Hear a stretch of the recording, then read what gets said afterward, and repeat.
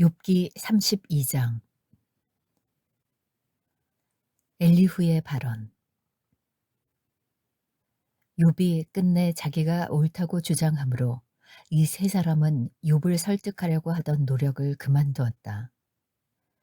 욥이 이렇게 자기가 옳다고 주장하면서 모든 잘못을 하나님께 돌리므로 옆에 서서 듣기만 하던 엘리후라는 사람은 듣다 못하여 분을 더 이상 참지 못하고 화를 냈다.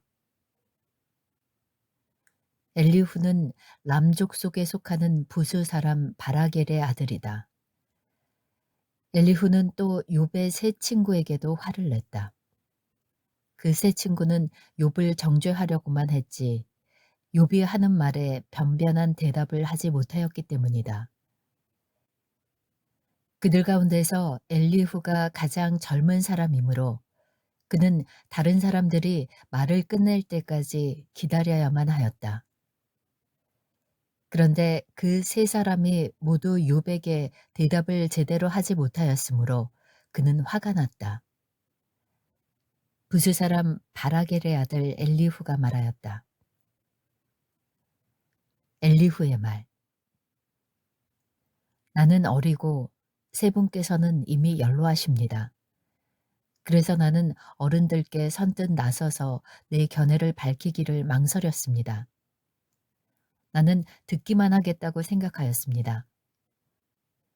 오래 사신 분들은 살아오신 것만큼 지혜도 쌓으셨으니까 세 분께서만 말씀하시도록 하려고 생각하였습니다. 그러나 깨닫고 보니 사람에게 슬기를 주는 것은 사람 안에 있는 영, 곧 전능하신 분의 입김이라는 것을 알았습니다. 사람은 나이가 많아진다고 지혜로워지는 것이 아니며 나이를 많이 먹는다고 시비를 더 잘 가리는 것도 아니라는 것을 알았습니다. 그래서 나도 생각하는 바를 말씀드리고자 합니다. 내가 하는 말을 들어주시기 바랍니다. 세 분이 말씀하시는 동안에 나는 참으며 듣기만 하였습니다. 세 분이 지혜로운 말씀을 찾으시는 동안에 나는 줄곧 기다렸습니다. 나는 세 분이 하시는 말씀을 주의 깊게 들었습니다. 그런데 세 분께서는 어느 한 분도 욥 어른의 말을 반증하거나 어른의 말에 제대로 답변하지 못하셨습니다. 그러고서도 어떻게 지혜를 발견했다고 주장하실 수 있으십니까? 세 분께서는 이 일에 실패하셨으니 내가 이제 욥 어른으로 하여금 하나님의 대답을 들으시도록 하겠습니다. 욥 어른이 나에게 직접 말을 걸어온 것이 아니므로 나는 세 분께서 말씀하시는 것과는 다른 방식으로 욥 어른께 대답하겠습니다. 욥 어른께서는 들으십시오. 세 분 친구가 놀라서 말을 하지 못합니다. 그분들은 어른께 아무런 대답도 하지 못합니다.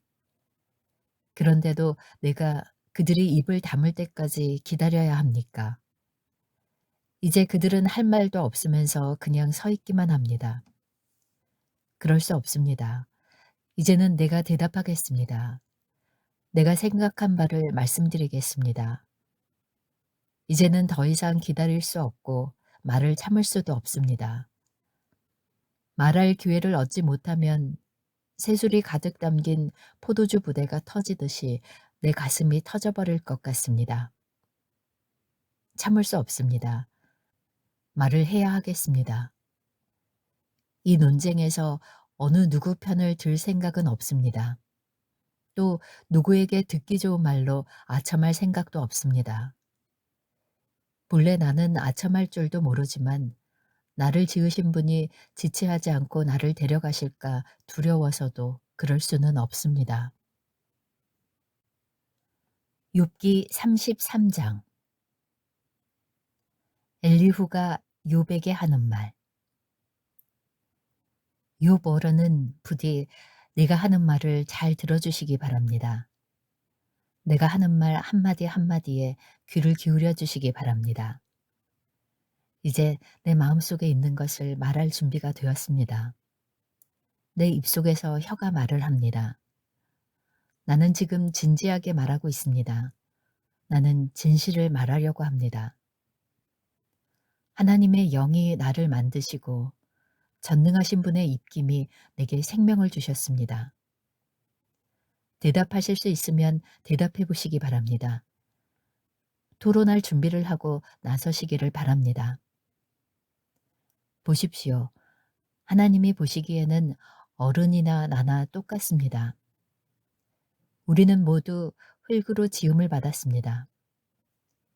그러므로 어른께서는 나를 두려워하실 까닭이 없습니다. 내게 압도되어서 길을 펴지 못하는 일이 있어서도 안 될 것입니다. 어른께서 이런 말씀을 하셨습니다. 내게는 잘못이 없다. 나는 잘못을 저지르지 않았다. 나는 결백하다. 내게는 허물이 없다. 그런데도 하나님은 내게서 흠잡을 것을 찾으시며 나를 원수로 여기신다. 하나님이 내 발에 착고를 채우시고 내 일거수일투족을 다 감시하신다 하고 말씀하셨습니다. 그러나 내가 욥 어른께 감히 말합니다. 어른은 잘못하셨습니다. 하나님은 어떤 사람보다도 크십니다. 그런데 어찌하여 어른께서는 하나님께 불평을 하면서 대드시는 겁니까? 어른께서 하시는 모든 불평에 일일이 대답을 하지 않으신다고 해서 하나님께 원망을 할 수 있습니까? 사실은 하나님이 말씀을 하시고 또 하신다고 하더라도 사람이 그 말씀에 주의를 기울이지 못할 뿐입니다. 사람이 꿈을 꿀 때에, 밤에 환상을 볼 때에, 또는 깊은 잠에 빠질 때에, 침실에서 잠을 잘 때에, 바로 그때에 하나님은 사람들의 귀를 여시고 말씀을 듣게 하십니다. 사람들은 거기에서 경고를 받고 두려워합니다. 하나님은 사람들이 죄를 짓지 않도록 하십니다. 교만하지 않도록 하십니다. 하나님은 사람의 생명을 파멸에 빠지지 않도록 지켜주시며 사람의 목숨을 사망에서 건져주십니다. 하나님은 사람에게 질병을 보내셔서 잘못을 고쳐주기도 하시고 사람의 육체를 고통스럽게 해서라도 잘못을 고쳐주기도 하십니다. 그렇게 되면 병든 사람은 입맛을 잃을 것입니다. 좋은 음식을 보고도 구역질만 할 것입니다. 살이 빠져 몸이 바짝 마르고 전에 보이지 않던 앙상한 뼈만 두드러질 것입니다. 이제 그의 목숨은 무덤에 다가서고 그의 생명은 죽음의 문턱에 이르게 될 것입니다. 그때 하나님의 천사 1000명 가운데서 한 명이 그를 도우러 올 것입니다. 그 천사는 사람들에게 사람이 마땅히 해야 할 일을 상기시킬 것입니다. 하나님은 그에게 은혜를 베푸시고 천사에게 말씀하실 것입니다. 그가 무덤으로 내려가지 않도록 그를 살려주어라. 내가 그의 몸값을 받았다. 그렇게 되면 그는 다시 젊음을 되찾고 건강도 되찾을 것입니다. 그가 하나님께 기도를 드리면 하나님은 그에게 응답하여 주실 것입니다. 그는 기쁨으로 하나님을 섬기고 하나님은 그를 다시 정상적으로 회복시켜 주실 것입니다. 그는 하나님 앞에서 고백할 것입니다. 나는 죄를 지어서 옳은 일을 그르쳤으나 하나님이 나를 용서하여 주셨습니다. 하나님이 나를 무덤에 내려가지 않게 구원해 주셨기에 이렇게 살아서 빛을 즐기게 되었습니다. 하고 말할 것입니다. 이 모두가 하나님이 하시는 일입니다. 하나님이 사람에게 2번, 3번 이렇게 되풀이하시는 것은 사람의 생명을 무덤에서 다시 끌어내셔서 생명의 빛을 보게 하시려는 것입니다. 어른은 귀를 기울여 내 말을 들으십시오. 내가 말하는 동안은 조용히 듣기만 해 주십시오. 그러나 하실 말씀이 있으시면 내가 듣겠습니다. 서슴지 말고 말씀해 주십시오. 나는 어른이 오르시다는 것을 드러내고 싶습니다. 그러나 하실 말씀이 없으시면 조용히 들어주시기만 바랍니다. 그러면 내가 어른께 지혜를 가르쳐 드리겠습니다. 욥기 34장. 엘리후가 욥의 세 친구에게 말하였다. 지혜를 자랑하시는 어른들께서는 내 말을 들으시기 바랍니다. 아는 것이 많다고 자부하시는 세 분께서 내게 귀를 기울여 주시기 바랍니다. 어른들께서는 음식을 맛만 보시고도 그 음식이 좋은 음식인지 아닌지를 아십니다. 그러나 지혜의 말씀은 들으시고도 잘 깨닫지 못하시는 것 같습니다. 이제는 우리 모두가 무엇이 옳은 것인지를 알아보고 진정한 선을 함께 이룩하여 볼 수 있기를 바랍니다. 욥 어른은 이렇게 주장하십니다. 나는 옳게 살았는데도 하나님은 나의 옳음을 옳게 여기지 않으신다. 또 욥 어른은 내가 옳으면서도 어찌 옳지 않다고 거짓말을 할 수 있겠느냐. 나는 심하게 상처를 입었다. 그러나 나는 죄가 없다 하고 말씀하십니다. 도대체 욥 어른과 같은 사람이 또 어디에 있겠습니까? 그는 하나님을 조롱하는 말을 물 마시듯 하고 있지 않습니까? 그리고 그는 나쁜 일을 하는 자들과 짝을 짓고 악한 자들과 함께 몰려다니면서 사람이 하나님을 기쁘게 해드린다고 해도 덕볼 것은 하나도 없다 하고 말합니다. 분별력이 많으신 여러분은 내가 하는 말을 들어보시기 바랍니다. 하나님이 악한 일을 하실 수 있습니까? 전능하신 분께서 옳지 않은 일을 하실 수 있습니까? 오히려 하나님은 사람에게 사람이 한 일을 따라서 갚아주시고 사람이 걸어온 길에 따라서 거두게 하시는 분입니다. 전능하신 하나님은 악한 일이나 정의를 그르치는 일은 하지 않으십니다.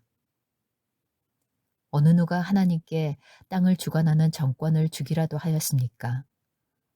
어느 누가 하나님께 세상의 모든 것을 맡기기라도 하였습니까? 만일 하나님이 결심하시고 생명을 주는 영을 거두어 가시면 육체를 가진 모든 것은 일시에 죽어 모두 흙으로 돌아가고 맙니다. 욥 어른께서 슬기로우신 분이면 네가 하는 이 말을 깊이 생각해 보시기 바랍니다. 내가 하는 말을 귀담아 들으시기 바랍니다.